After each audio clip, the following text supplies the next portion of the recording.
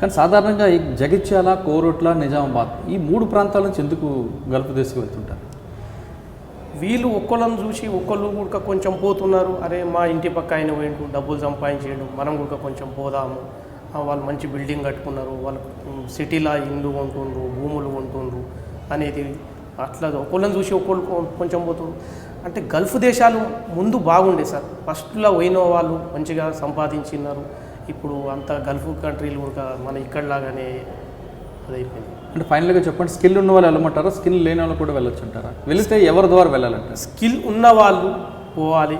మనకు ఎన్నో ట్రైనింగ్ సెంటర్లు పెడుతారు. ఒక 3 నెలల ట్రైనింగ్ తీసుకొని మనం ఇన్సూరెన్స్ చేయించుకొని గవర్నమెంట్ ద్వారా టమ్కా అనే సంస్థ లేకుంటే ఇంకా ఎవరైనా మంచి ఎక్స్పర్ట్ ద్వారా మనం అన్నీ ఉన్నాయా లేవా అని తెలుసుకొని పోవడం మంచిదని నేను విజ్ఞప్తి. ఈ సంస్థ నుంచి చాలామంది గల్ఫ్లో ఉన్న వాళ్ళు, చిక్కుకున్న వాళ్ళకి మీరు రక్షిస్తున్నారు. అక్కడ ఉన్న బాధలను మీడియా ద్వారా బయట చెప్తున్నారు. డెడ్ బాడీలని ప్రభుత్వ సహకారం తెప్పిస్తున్నారు. కానీ కొన్ని సంస్థలు, మీ సంస్థ కాకపోయినా కొన్ని సంస్థలు గతంలో ఏజెంట్లుగా ఉండి మోసాలు చేసి ఆ మోసాల నుంచి బయటపడడానికి కొన్ని సంస్థలుగా వచ్చాయనేది ఒక ఆరోపణ ఉంది. వాస్తవం అంటారా? వాస్తవమే సార్. కొంతమంది అలా చేస్తున్నారు. మన అక్కడక్కడ తిరుగుతున్నారు, చూస్తున్నాం వాళ్ళను కూడా అలాంటివి చేస్తున్నారు. వాళ్ళ ఆ మోసాల నుంచి కప్పిపుచ్చుకోవడానికి ఈ సంస్థలు అనే ఒక బ్రాండ్ పెట్టుకుంటూ తిరుగుతున్నారు. అది వాస్తవా కాదు? అవును సార్, వాస్తవమే సార్. అది అలా చేస్తున్నారు. వాళ్ళ మీద ప్రభుత్వం అటువంటి సంస్థలో పనిచేసిన వాళ్ళు కూడా గతంలో కేసులు పెట్టి అరెస్ట్ చేశారనేది వాస్తవా కాదు? వాస్తవమే సార్. వాస్తవం వాళ్ళని కూడా అరెస్ట్ చేశారు. వాళ్ళు బెయిల్ మీద బయటకు వచ్చి మేము మళ్ళీ ఇప్పుడు అది చేస్తున్నాం, ఇది చేస్తున్నామని చెప్పుకొని తిరుగుతున్నారు. మరి అటువంటి బోగస్ సంస్థలను ఎందుకు నమ్మాలంటారు? ఇప్పుడు ప్రజలు అమాయకులు సార్. అమాయకులు. వీళ్ళు ఏదో పోతుర్రు, వాళ్ళు మాకు ఈ ఏజెంట్ పంపిండు, ఆ ఏజెంట్ పంపిండు అంటే ఒక్క ఏజెంట్ ఒక 5గురిని పంపితే ఆయన హీరో అయిపోతాడు. ఇక అతనికి లైసెన్స్ ఉండదు, ఏముండదు. అతడు ఇక పంపుతా పోతుంటాడు, అట్లా అయిపోతాడు. ఇప్పుడు నేను అడిగిన ప్రశ్నలో మీరు కొన్ని వాస్తవాలు అంగీకరించారు. అటువంటి వాస్తవాల్లో గతంలో ఏజెంట్లుగా అరెస్ట్ అయిన వాళ్ళ పేర్లు ఎవరు చెప్పారు?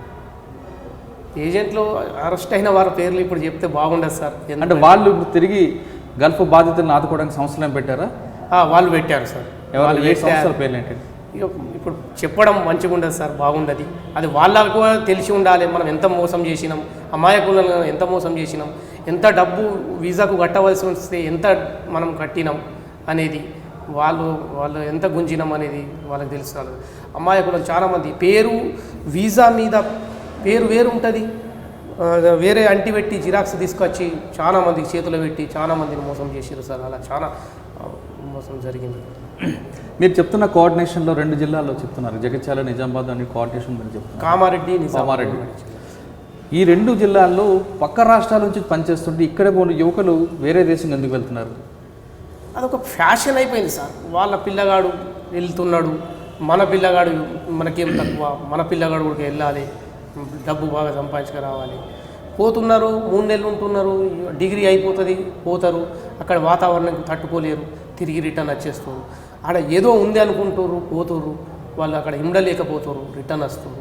కొన్ని సమయంలో వీళ్ళు మంచి కంపెనీలో పోయినా కానీ వీళ్ళు అక్కడ భరించలేక కూడా వాతావరణంకు వాళ్ళకి తట్టుకోలేక కూడా వచ్చి మేము నష్టపోయామంటున్నారు. అట్లా కూడా కొంచెం జరుగుతున్నాయి. కానీ చదువుకున్న వాళ్ళు ఇక్కడనే ఏదో కంపెనీలను ఎక్కడనో జాబ్ చేస్తారు. ఇప్పుడు కొత్తగా వెళ్తున్న వాళ్ళకి మీరు ఇచ్చే సలహా ఏంటి చెప్పండి? అన్ని పాస్పోర్ట్లు కానీ వీసాలు కానీ ఎక్కడ కానీ మోసం జరగకుండా అసలు అక్కడ వెళ్ళవలసిన అవసరం ఏముంది? మనకు హైదరాబాద్ చుట్టుపక్కల కానీ ఇక్కడ కానీ ఇక్కడనే 10-12 వేల రూపాయలు శాలరీ సంపాదిస్తున్నాం. ప్రైవేట్ కంపెనీలలో కానీ సంస్థలు వస్తున్నాయి ఈ మధ్యలో. లేదంటే గవర్నమెంట్ ఉపాధి కల్పిస్తున్నది. So SC corporation, BC corporation, minority corporation ద్వారా కానీ వాళ్ళకు కార్లు లోన్లు ఇస్తున్నారు తెలంగాణ ప్రభుత్వం కానీ.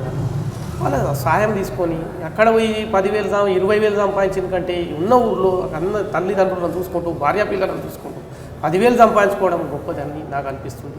నేను కూడా వాళ్ళకి సూచన ఇస్తున్నాను sir. For more videos, subscribe to iDream.